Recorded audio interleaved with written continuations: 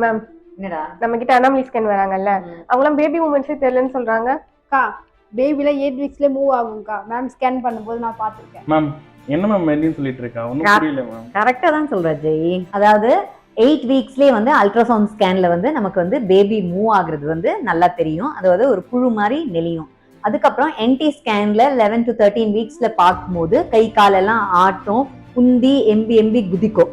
So அது கிளியரா தெரியும். அதுக்கப்புறமா வந்து 20 வீக்ஸ்ல நல்ல ஸ்ட்ராங் மூமெண்ட்ஸ் இருக்கும். நல்லா உருளும், கை கால் ஆட்டும், விரல் சப்ப ட்ரை பண்ணும், கொட்டாவி விடும். அதுக்கப்புறம் வந்து விக்கல் தெரியும். ஸோ இந்த மாதிரி மூமெண்ட்ஸ் எல்லாம் தெரியும். ஆனா அப்போ வரைக்கும் வந்து உங்களுக்கு வந்து மூமெண்ட்ஸ் தெரியாது.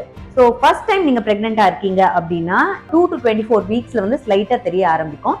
எப்படின்னா ஒரு பபிள் மாதிரி, இல்ல ஒரு பட்டர்ஃப்ளை எஃபெக்ட் மாதிரி, ஒரு கேஷியஸ் ஃபீல் மாதிரி, அந்த மாதிரி தான் சட்டிலா தெரியும். அதுக்கப்புறமா நாளாக நாளாக அந்த ஃபீல் வந்து ஸ்ட்ராங்கரா இருக்கும்.